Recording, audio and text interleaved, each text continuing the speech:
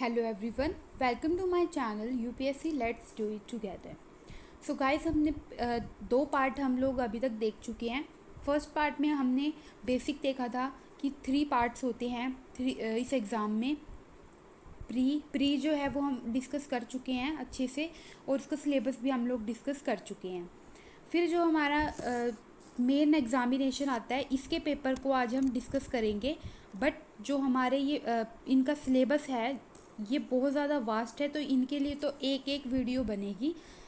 अभी हम इनको अच्छे से वैसे डिस्कस कर लेते हैं, ठीक है,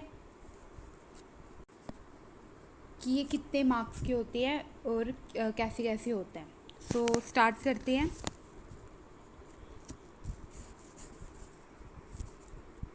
देखिए, सबसे पहले तो आता है इसमें क्वालिफाइंग पेपर, यानी जो सिर्फ आपको क्वालिफाई ही करना होता है। इसमें हमारे पास, मैंने आपको बताया था कि 2 पेपर होते हैं, पेपर ए और बी।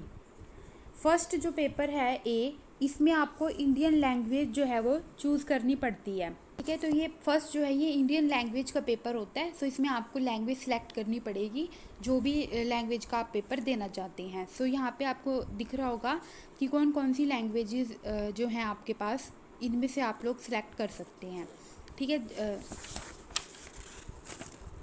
जिसमें भी आप एग्ज़ाम देना चाहते हैं। तो ये पेपर जो है वो आपका 300 मार्क्स का होगा, ठीक है। 300 मार्क्स का आपका ये एग्ज़ाम होगा। फिर उसके बाद पेपर बी आता है, ये इंग्लिश जो है ये तो सबके लिए कंपलसरी है, इसमें कोई ऑप्शन वगैरह नहीं है। सो इंग्लिश जो है ये 300 मार्क्स का है, ये भी पेपर, ठीक है। इसका जो सिलेबस है वो मैं आपको बता दूंगी कि इसमें सिलेबस क्या आएगा। तो इसके लिए भी कई बच्चे जो हैं वो सोचते हैं कि हमें इंग्लिश नहीं आती है, तो इंग्लिश का भी जो है बेसिक ही है, ये जस्ट क्वालिफाई ही करना है आपको, और इतनी इंग्लिश तो आप लोग कर ही रहेंगे। और पेपर में आपके पास बहुत सारी ऐसी चीज़ें हैं जो कि बिल्कुल ईजी हैं, जिनको आप करके बिल्कुल आराम से पास हो सकते हैं इसमें। तो कोई ज़रूरी नहीं है कि आप लोगों को इंग्लिश में एक्सपर्ट होना ही ज़रूरी है इस पेपर के लिए। सो डरने की कोई बात नहीं है, ठीक है। तो मैं इसका सिलेबस जो है वो आपको नेक्स्ट वीडियो में बता दूँगी, ठीक है। अब नेक्स्ट बात कर लेते हैं हम आगे। ये तो थे सिर्फ क्वालिफाइंग पेपर है, इनको सिर्फ आपको क्वालिफाई करना है, ठीक है। जस्ट इनमें आपको मिनिमम मार्क्स लेने हैं। फिर उसके बाद हमारे पास जो मेरिट के लिए काउंट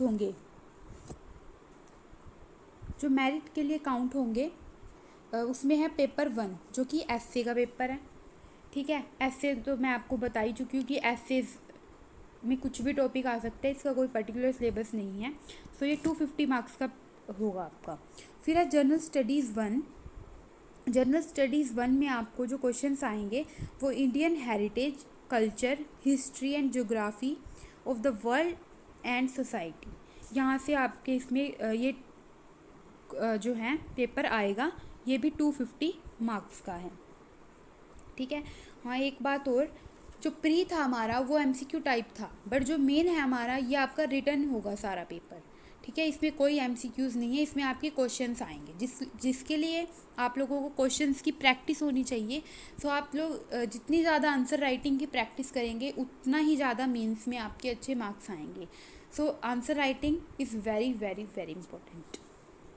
फिर हम नेक्स्ट बात कर लेते हैं पेपर 3 की। बाकी ये जो सिलेबस है ये तो जस्ट आपको एक लाइन दे रखी है, ये इसका सिलेबस नहीं है। सिलेबस इसका बहुत ज़्यादा बड़ा है, तो वो तो आपका एक ही वीडियो में ही आएगा, तो इनको हम अलग अलग से देख लेंगे तीनों का, ठीक है। बाकी अभी सिर्फ आप लोग इतना ही समझ लीजिए, क्योंकि एक ही वीडियो में सब कुछ बताना इज़ नॉट पॉसिबल। फिर है जनरल स्टडीज़ 2, इसमें आपको governance, constitution, polity, social justice and international relations से आपको क्वेश्चन आएंगे, ये भी आपका 250 मार्क्स का है। फिर नेक्स्ट है पेपर जनरल स्टडीज़ 3, इसमें आपको technology, economic development, biodiversity, environment, security and disaster management, यानी आपको इसमें जो आएंगे वो इन्वायरमेंट से रिलेटेड आपका आएगा, साइंस से रिलेटेड क्वेश्चन आएंगे, ठीक है। ये भी 250 मार्क्स का है। फिर है नेक्स्ट, ये है जनरल स्टडीज़, इसमें आपको एथिक्स, इंटीग्रिटी एंड एप्टीट्यूड से क्वेश्चन आएंगे, ये भी आपका 250 मार्क्स का है। इन 4 पेपर के जो मैंने आपको बताए हैं, GS 1, 2, 3 एंड 4, इनका हम अलग से करेंगे सिलेबस, क्योंकि ये इम्पोर्टेंट हैं ये चारों, और इनका सिलेबस भी ज़्यादा है, ठीक है। अब नेक्स्ट जो है देख लेते हैं हम ऑप्शनल सब्जेक्ट। तो सबसे पहले ऑप्शनल सब्जेक्ट पेपर 1 और 2, ये 2 पेपर होंगे आपके। आप सबसे पहले तो आप लोगों को ये पता होना चाहिए कि ऑप्शनल सब्जेक्ट कौन कौन से हैं। सो ऑप्शनल सब्जेक्ट के लिए लिस्ट जो है वो यूपीएससी ने दे रखी है, ये आपको दिख रही होगी यहाँ पे।